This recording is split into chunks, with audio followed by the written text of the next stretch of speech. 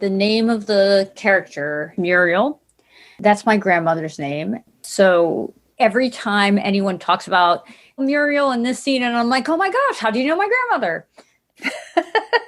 And then Sean did something special with what Muriel is wearing on her head. The red beret? Yeah, that was actually from my great aunt. The red hat sticks out in a lot of the more sort of dreary depression scenes. And so to me, it ends up being this great homage to these two important women in our lives.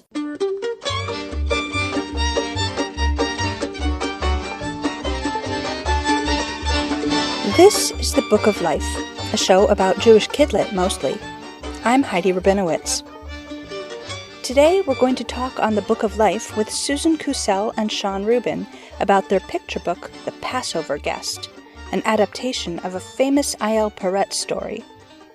This book gives me life, not only because it's beautiful, not only because I love the holiday of Passover, but because I am thrilled to pieces for my friend Susan to introduce her debut book to the world. Meeting Sean, the creator of Bolivar, was also a true delight. If The Passover Guest gives you life too, please recommend this episode to your friends. Word of mouth is the best way to help us find new listeners. By the way, The Passover Guest was one of 3 Pesach books on the Association of Jewish Libraries' first ever Holiday Highlights list, which identifies the very best Jewish children's holiday books each spring and fall. If you are stocking your Passover shelves, you should know that The 4 Questions by Lynn Sharon Schwartz and Meet the Matzah by Alan Silberberg were also on the Holiday Highlights list. Also FYI, Welcoming Elijah, a Passover Tale with a Tale by Leslie Newman, won this year's Sidney Taylor Book Award and National Jewish Book Award. And Miriam at the River by Jane Yolen was a Sidney Taylor Honor Book. Don't worry about writing all that down. I've got all the info for you at bookoflifepodcast.com. And now, Susan and Sean.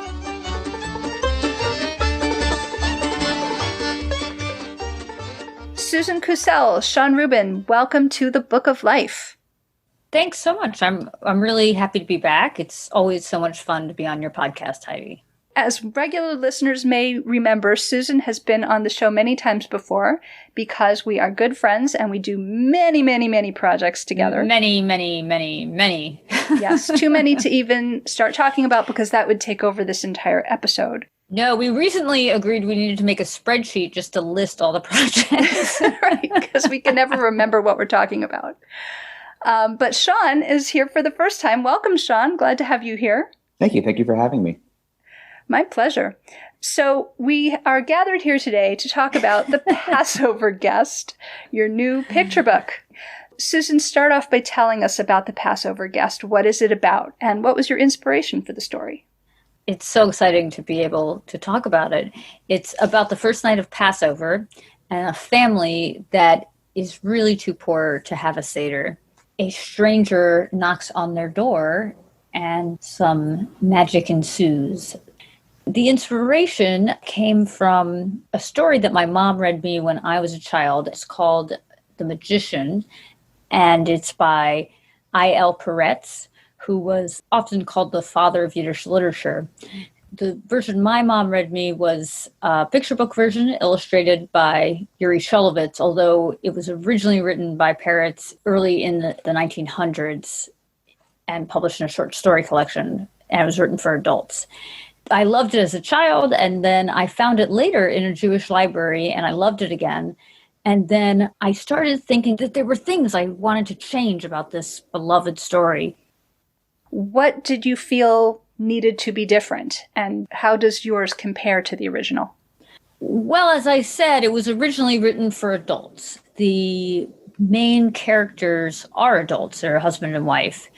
I really envisioned this as a picture book. There have been 2 picture books written, one by Yuri Shulevitz, which I mentioned, and the other by Barbara Diamond Golden.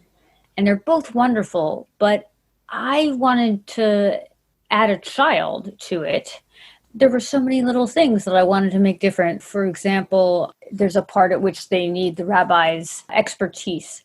And they go and consult him, and he's sitting in his study, surrounded by books, studying the Torah, studying the Talmud. And that always drove me crazy because it was the first night of Passover and I didn't understand why he wasn't at a Seder. So in this version, Sean has beautifully done this scene, drawing the rabbi at his own Seder. I also wanted to change the fact that usually the parents don't get a chance to talk to Elijah much because they run away and they consult the rabbi. But in this version, they actually visit with Elijah while the daughter goes and consults the rabbi. This is one of my favorite scenes. Sean does all of this amazingly in the same scene, and it's really quite something. You were sort of taking directorial charge of this and moving characters around to your own satisfaction. I like that. Yeah, it was a lot of fun. So, Sean, did you look at the earlier picture book versions, and did that have any impact on your interpretation of this story? Yeah, that's a great question. The edition I did pay attention to was in Yiddish, which unfortunately I can't read yet. That one was actually illustrated by Mark Chagall. It's sort of a strange illustration style, beautiful as is everything that he did, but also very surreal and weird and only in black and white. That edition I looked over in some detail.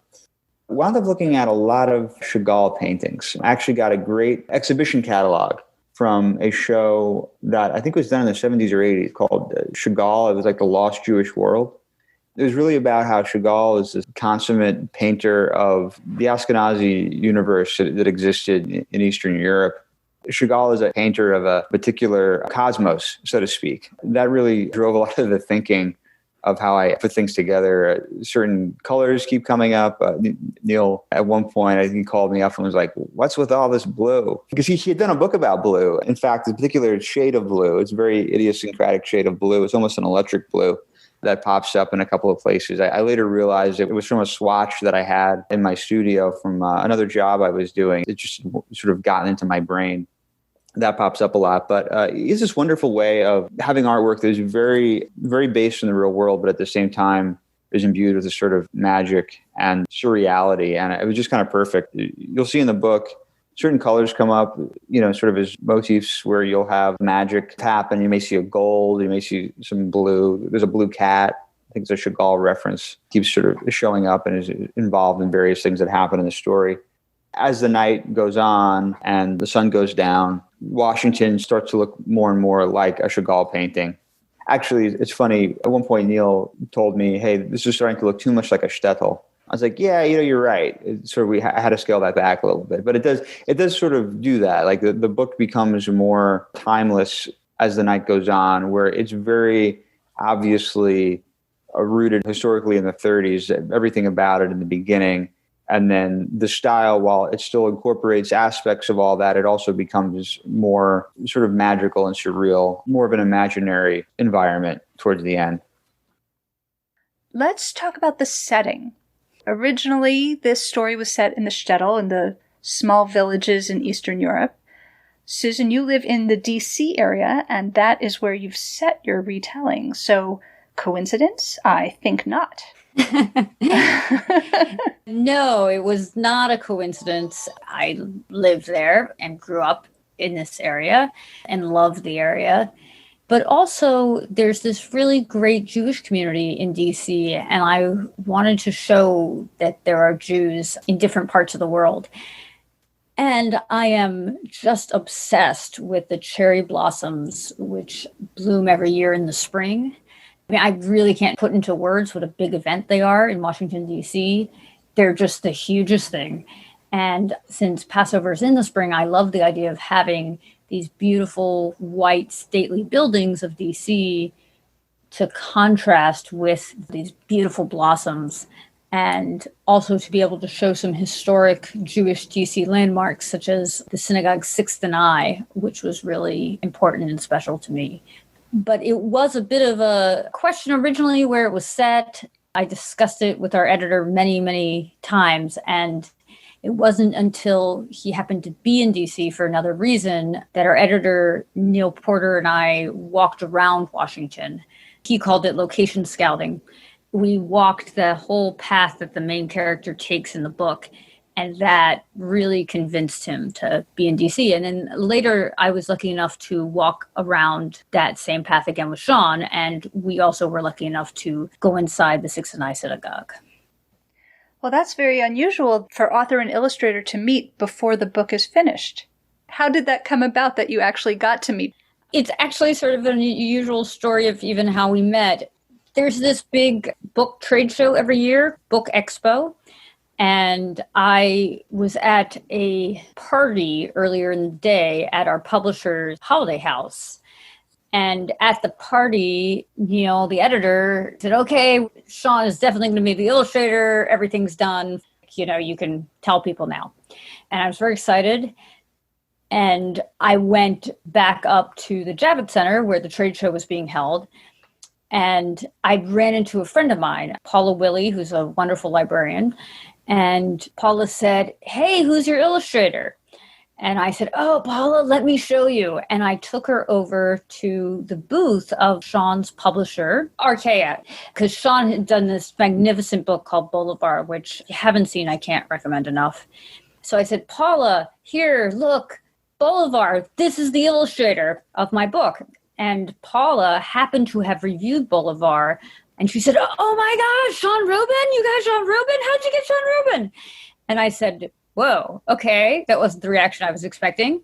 And while we were having that conversation, the marketing person kind of leaned over to us and said, Sean's going to be at a party tonight. He's here at this trade show. You want to meet him? Uh-huh. And I said, yes, I do. So great. When your editor found out that you had met, did he try to keep you apart or anything? Because I know that they don't really want the cross-pollination so much, right? Well, was it a problem? So after I went to that party, I happened to have another meeting with Neil to do some editing on the book. And so I went back to Holiday House and I said, hey, Neil, can I meet Sean? He's going to be at this thing tonight. And Neil said, yeah, for 5 minutes.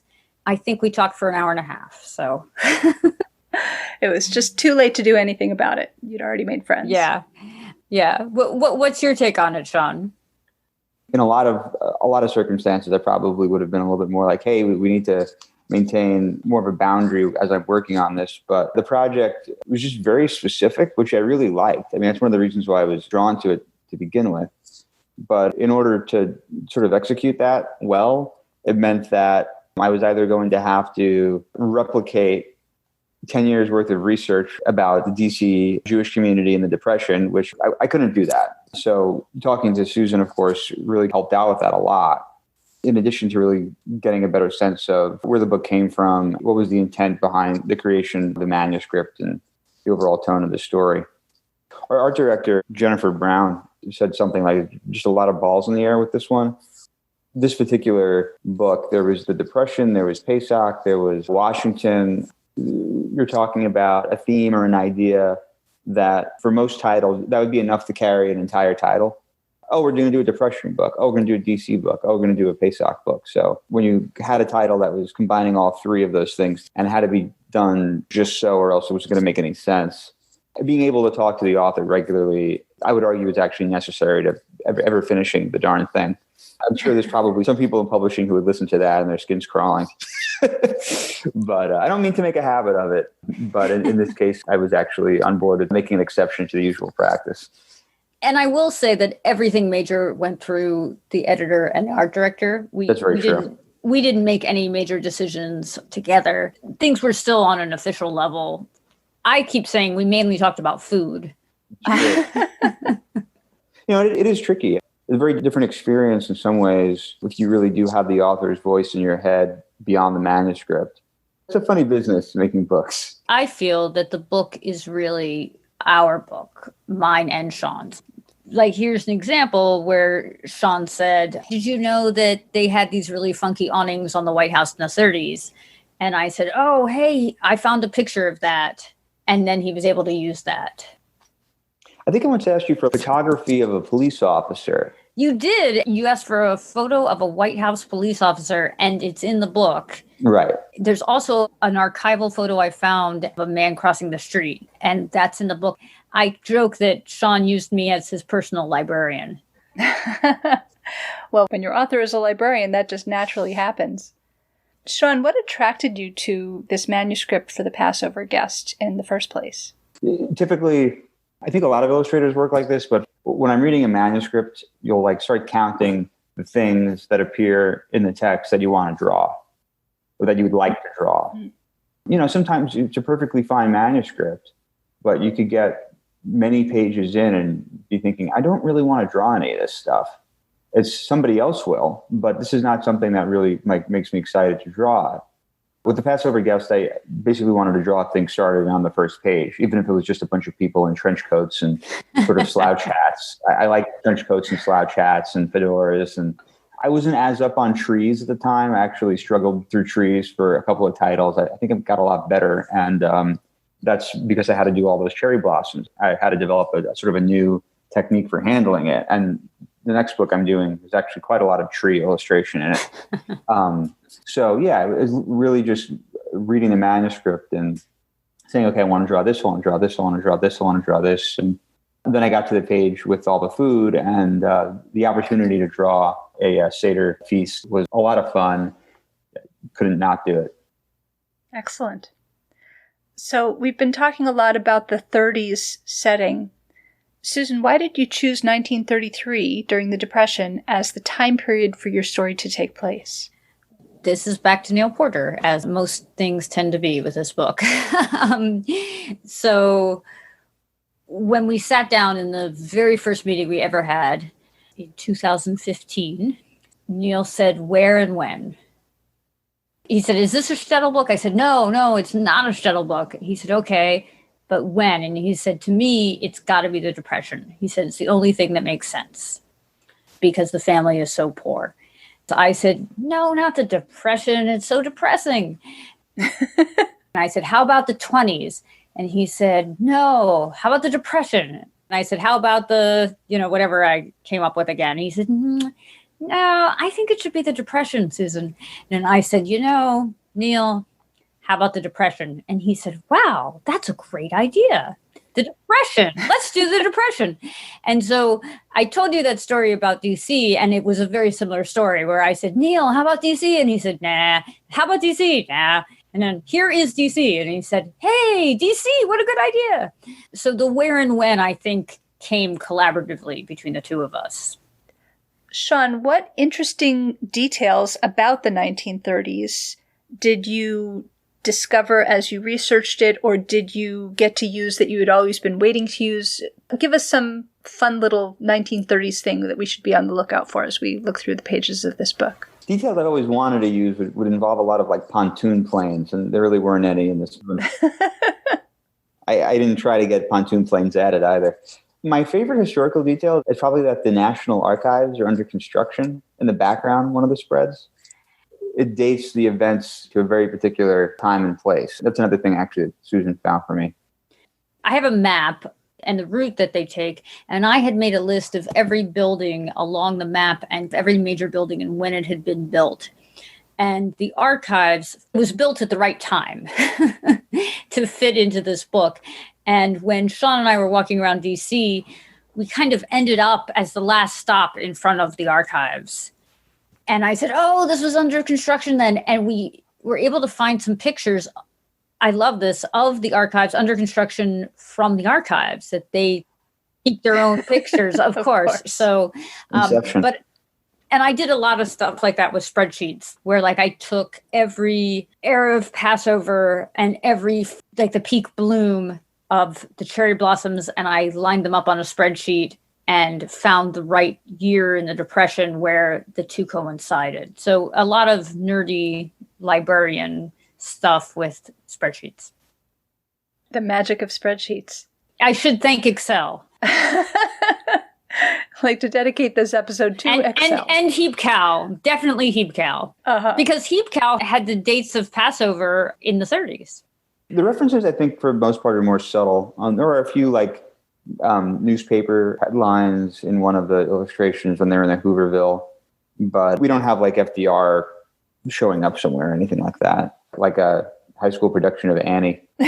But So, spoiler alert, the guest of the title is the prophet Elijah. So, for those who might not be familiar, can you explain, Susan, who Elijah is and what is his significance in Jewish tradition? Elijah is a prophet who probably most famously we hear of appearing at Passover Seders. But to me, the really interesting part is he often appears to people that are not so well off. And if they do even the smallest act of kindness, he grants them great joy. He does amazing things for them. And that's what happens in this book. What's interesting to me about Elijah, having grown up knowing Elijah, my whole life, and thinking of him as such a well-known, such a major character in Judaism is so important. This book went through, I think, 3 writing groups and a writing class, and then many, many, many other people doing critiques and stuff. And every time somebody who wasn't Jewish read the book, their first question was, who's Elijah? And every time somebody who was Jewish read the book, they said, oh, it's Elijah. I can tell right away. So it was interesting to me, the divide. Well, yes. And with that in mind, the book is sort of subtle about pointing out who it is. At the end, it's sort of, what's the last line? It's like, can you guess who that Passover guest was? Hint, hint, nudge, nudge. Heidi, I can't tell you the last line because I swear it changed 40 times. Nothing changed more than that last line. Yeah, it's interesting because in some ways it's this big surprise cliffhanger. And in some ways, the other half of the audience totally knows. It's very interesting. That is. Sean, how did you get into illustrating books in the first place? It's not the way that a lot of people do. When I was 12 or 13, I don't even remember now, I went to a book signing for Brian Jake's Redwall novel, The Legend of Luke. It's a world, sort of a medieval world that's populated by mice and all sorts of other, mostly British mammals that have swords and fight in wars and live in an abbey and sit down and eat a lot of feasts. So see, there's food in Redwall as well. And I really like the books. My mom actually used to read them to me when I was in elementary school, and then I had picked them up and started reading them myself when I was in middle school. And I had been drawing pictures of characters mostly from the books. And that was something that I used to do for fun. Redwall, Lord of the Rings, Phantom Tollbooth, although I don't know why I was doing that because Jules Pfeiffer's illustrations are perfect. Would just like to draw pictures from books I was reading. And I had all these pictures sort of in an envelope or a folder. My parents said, okay, well, we want to take you to this book signing, but we're only going to do it if you bring your artwork and show Brian Jakes your artwork. I didn't really want to do this. Thought it was a little showboaty, but agreed to it because otherwise I was going to be able to go to this book signing. So Brian did his shtick, which if you've never seen Brian Jakes do his shtick, it's available on YouTube. It's fantastic. I think I was the last person online. And then I showed him my artwork and he really liked it. He liked it so much, he asked me to send it to his webmaster, who's actually a teenager himself, this guy, Dave Lindsay from Calgary in Canada. Long story short, I sent David my artwork and he started putting it on the Redwall website, redwall.org. A couple of years later, they asked me to start doing illustrations for audiobook covers with recorded books. Before the days of Audible, where you had to buy a box of cassette tapes. It's sort of barbaric to think back on it. I was 15 when I started doing that. I did that through college. We started taking on other illustration jobs. When I was a senior in college, I was asked to do an interior of a Redwall novel. I mean, frankly, is as far ahead as I ever thought illustration-wise. So I got the interior of 2 Redwall novels. And unfortunately, Brian passed away in 2011. That's how I got into it. I just showed Brian Jakes my artwork at a book signing. People always ask me for advice. So how do you get into this? And I always say, I don't really know. It is the case in publishing as in a lot of industries. I think that, there's a big wall around the whole thing. And every time somebody pokes a hole and runs into it, they just patch that hole up and you have to find another one. So my very unlikely hole in the wall would be that Brian Jakes just decided that it would be fun if I were an illustrator and went out of his way to help me become one. What a great story. Sean, as well as illustrating other people's work, you've authored your own book, Bolivar. So talk about the differences between illustrating your own work versus someone else's. One of the things I often talk about is the importance of collaboration in making books. People always say, well, is it difficult to collaborate with somebody versus just working by yourself? It's actually somewhat similar, because when you're doing a book that you wrote, you're just collaborating with sort of a past version of yourself. I always think as I'm working, like, this guy does not care very much about illustrators at all. He always wants ridiculous things to be drawn, very complicated backgrounds and details. And I'm often very annoyed with him at about 2 a.m. So if anything, this was somewhat easier. I didn't find myself being angry with a previous version of my own personality. That is not an answer I expected. It's very true. There's very little hyperbole or editorializing in it, I have to say. It's even worse when you're doing multiple phases of cartooning, because you do pencil and you do or layouts and you do line art. 2 months later, I'll come back and color it, and I'll just think, man, the guy who did this was a sadistic egomaniac. Like, how am I supposed to color all this stuff? This is ridiculous. And it was just me. I have nobody but myself to blame, as is often the case in life, I'm sure. Good point. Sean, can you tell us about how you create your illustrations? What is your technique? Yeah. Staring into space a lot is very helpful. It's about 75% of that. Roz Chast, the New Yorker cartoonist, said that illustrating looks for all the world like the person is just goofing off. A lot of exploration of the idea by doing sketches, layouts, doing a ton of research. I have something of a research background. Just in what I studied in school wasn't actually art. It was art and archaeology.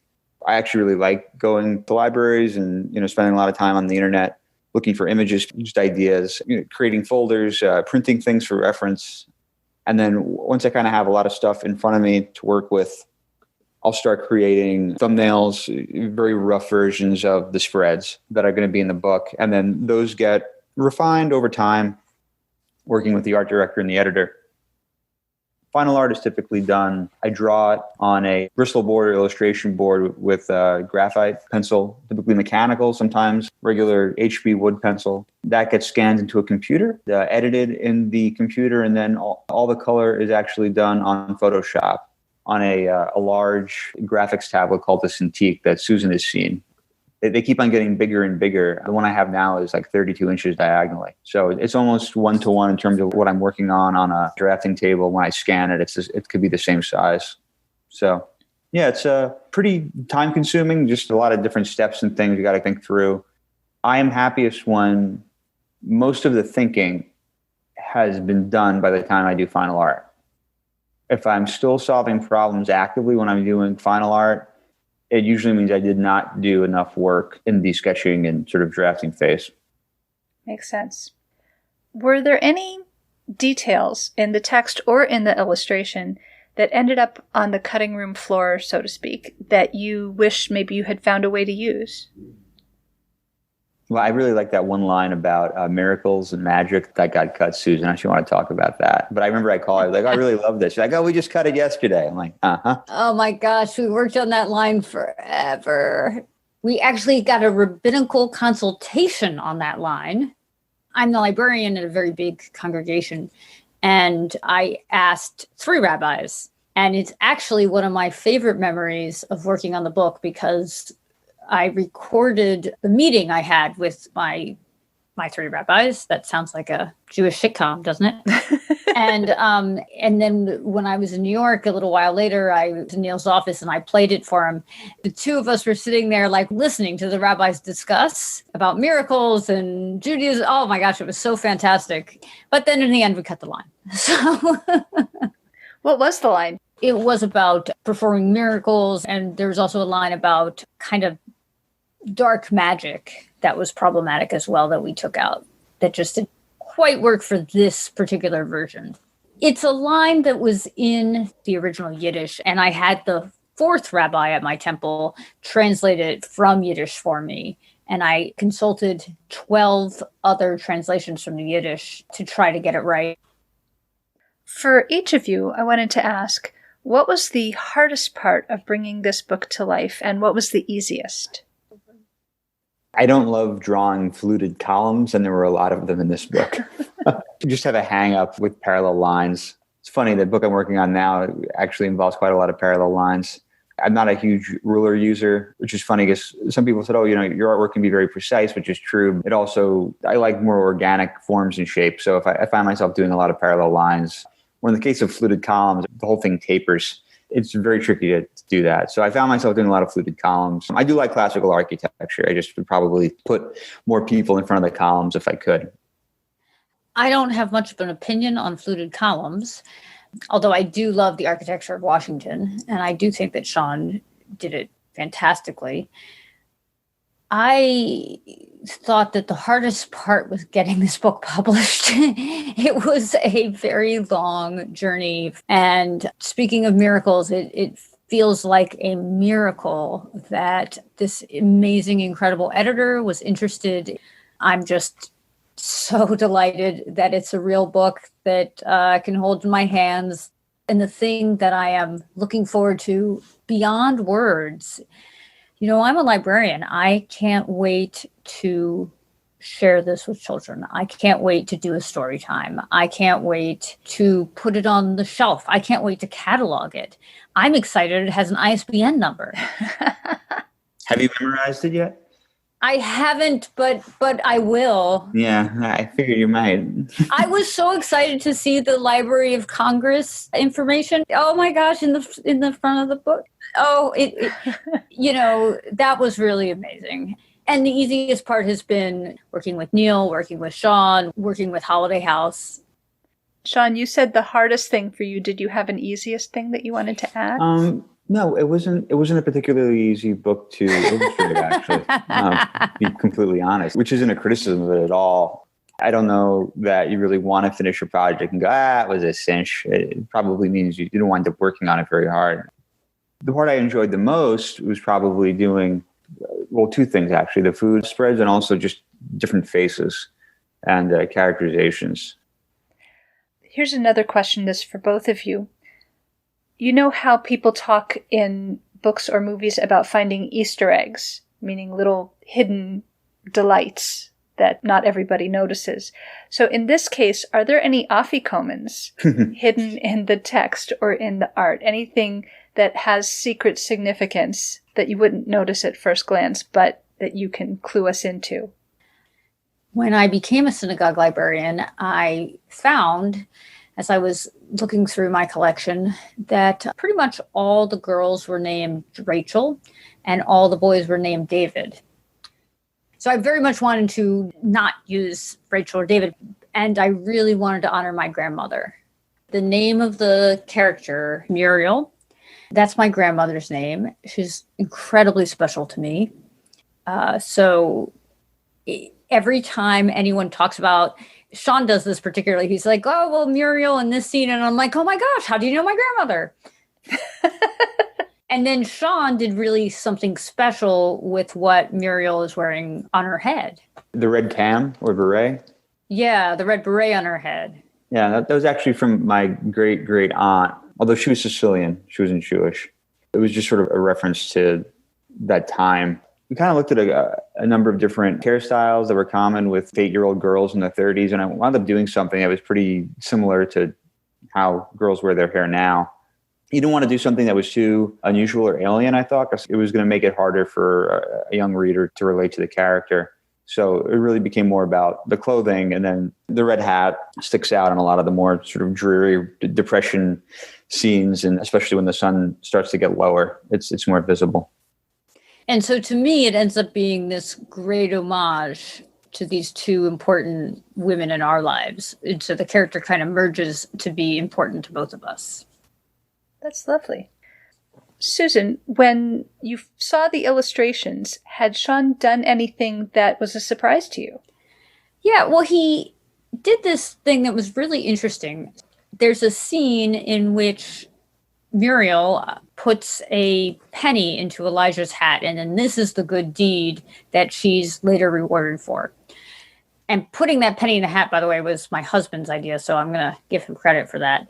So I just had her put a penny in the hat because it was the Depression and she had no money, and it's the lowest for currency, right? But Sean took the penny and just took it to a place that I wasn't expecting. Sean, do you want to talk about what you did with it? I think there's like two instances where it sort of takes over a spread. We're looking east from the top of the Lincoln Memorial. As you're standing there, if the sun is setting, you will see the sun reflected in the reflecting pool, but you won't actually see it in the sky from like the top of the steps of the Lincoln Memorial. It does have this interesting effect of you kind of get this orange glow that gets reflected literally into the interior space of the Lincoln Memorial. There was kind of a fun opportunity for me there where that particular scene, you're sort of seeing from the point of view of the Lincoln statue in the memorial, sort of a famous photograph of Martin Luther King Jr. speaking. I think it's the I Have a Dream speech. And it's great because somebody must have climbed up behind there. I don't know how many times anyone has done this. So I kind of looked at that to get an idea of the composition. So similar, although not exactly the same perspective, it becomes Lincoln's statue looking at Muriel and the magician. And then as Muriel's putting the penny in the hat, the orange glow became a copper glow. I started adding green highlights. And so the entire image is the Lincoln Memorial as though it were made of copper. So Lincoln's head becomes sort of a penny. It's sort of weird. You kind of have to see it, but it's as though the whole thing were a penny, I guess you could say. Yeah, so he took this little throwaway thing I did and he turned the whole spread into a copper-colored spread to signify the penny. And then I didn't even think about this, but the Lincoln Memorial is a very key part of the book, and Lincoln is on the penny. And so it all kind of connects. And at the end, there's a penny with Lincoln on it from the year 1933. The penny at the end references the scene where she gives him the penny, of course. But I also like the idea that, Elijah doesn't need the penny, so he just gives it back. And to me, it's a signifier to say, hey, I was here. Yeah, exactly. I love that. What was the most special Passover Seder that each of you has ever been to? I've been to two very special Passover Seders. The first one, I was in college and I went to Brandeis, so, we got Passover breaks. And my friend Carmen, I hadn't seen in a while, had invited her to my Seder, and she calls within about an hour of the Seder and cancels. And I say, oh, come on, how can you cancel? Like, the food is on the table, we're ready. And she said, oh, I'm moving apartments right now, and I have a friend from high school, and he's over, and he's helping me move. Passover is all about every door is open to you, which is very much important in the book as well. So I said, bring your friend. What's one more? We're all ready. So she brought her friend, and his name is Ken. So that was Special Seder number one. Special Seder number two was 3 years later. Ken and I had been dating for 3 years, and we're in the middle of the Seder, and we get to the 4 questions. So I was still the youngest. So I say, why is tonight different from all other nights? And Ken pulls out a ring box and says, because tonight I'm asking you to be my wife. Aww. Yeah, you have to awe at that story. It's everybody does. And we have 2 kids now and have been married for a while. So they're both special Seders to me. Very, very special Seders. Mm-hmm. Wow. Well, Sean, I don't know if you can top that. I can't. You probably should have gone first. in fact, I can't. That's fair. But do you have any Seder that you would like to fondly remember at this time? It's actually also 2 Seders. Probably the first one that my wife and I hosted after we got married, which is with my parents and her parents. Her parents had never been to a Seder before. Long story short, the following day, my mother-in-law came over to just sort of talk to me very carefully to figure out if my parents and I were having some sort of conflict that we felt like we needed to work through. And I couldn't quite understand what she was getting at. And she's like, well, you didn't really agree on what parts of the Seder to do or what any of it meant. And I'm just sort of staring at her. And I'm like, yeah, I know, that's a Seder. That's normal. It's fine. She thought you were having a fight. It was very unusual to my mother-in-law. She'd never been in a situation like that before. So it was just very funny to me. It's just sort of that moment of realizing I didn't really do a great job of priming someone for this as a cultural experience. This past year, although I didn't love not really being able to see my parents for Passover because of the pandemic, it was nice for my wife Lucy and I to just kind of have our own Seder with our kids. We were able to just do exactly what we wanted to do and not have to argue with anyone about anything. Right. So it's sort of two sides of the same coin. It's Tikkun Olam time. So this is your chance for a little bit of activism. So I want to ask each of you, what action would you like to invite listeners to take to help repair the world? Mine is pretty simple. I have spent a lot of my career as a librarian, but also working at independent bookstores. And independent bookstores are fantastic, wonderful places, and they are really hurting right now. I would just like you to buy a book from an indie, buy this book from an indie, buy any book, go to a signing, listen to a talk, it could be virtual, in real life. Just support them. They will ship to wherever you are. They're there for you. They will answer your questions. They want to help you out. You can buy from the indie directly. You can buy from Bookshop. I really don't want to see this industry go away. I think that we need bookstores. I think they're important. Very good advice. Sean? Well, to that, I would also add local comic shops. If you have one in your area, they're also a great place to find books, especially graphic novels. For my part, a population that has been hit especially hard by the pandemic, the homeless population. My family supports The Haven in Charlottesville, Virginia, a day shelter for the homeless and very poor in Central Virginia. They hosted me for a artist residency for a year when I was working on my debut graphic novel, Bolivar. I did most of the first chapter working out of the second floor of their facilities, which was a blessing.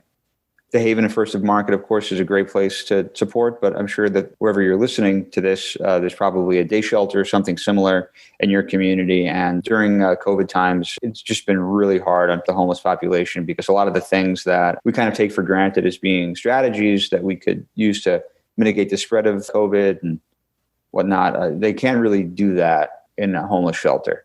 They're just doing their best, and it has made a difficult situation somewhat worse. So anything that could be done to alleviate that, I think, is really important. Thank you for telling us about that. What else are you working on? I am almost finished with a book called This Very Tree, a story of 9/11 resilience and regrowth, which is about the survivor tree that was present at Ground Zero during the 9/11 attacks in New York and was pulled out of the rubble about a month later, brought back to health, and then replanted in the memorial about a decade after the fact. And it's still there. So I'm really excited about having a story in an anthology. It's Bar Mitzvah anthology called It's a Mitzvah with many truly accomplished writers. And Heidi, as you know, I'm very committed to new Jewish literature. So this is very exciting for me. Susan Kusel, Sean Rubin, Zissen Pesach, and thank you so much for speaking with me. Have a wonderful Passover.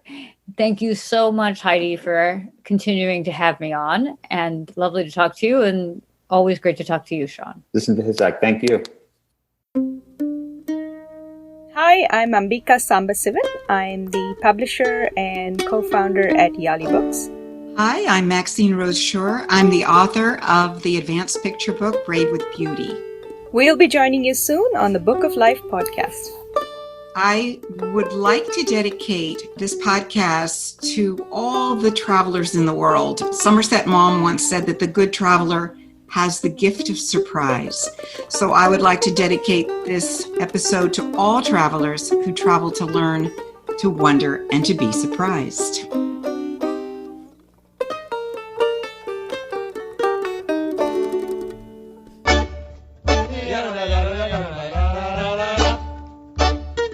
Don't be a stranger. Say hi to Heidi at 561-206-2473 or bookoflifepodcast@gmail.com. Check out our Book of Life Podcast Facebook page or our Facebook discussion group, Jewish Kidlit Mavens. We are occasionally on Twitter too, at Book of Life Pod. Want to read the books featured on the show? Buy them through bookshop.org/shop/Book of Life to support the podcast and independent bookstores at the same time. You can also help us out by becoming a monthly supporter through Patreon or making a one-time donation to our home library, the Feldman Children's Library at Congregation B'nai Israel of Boca Raton, Florida. You'll find links for all of that and more at bookoflifepodcast.com. Our background music is provided by the Freelock Makers Klezmer String Band. Thanks for listening and happy reading.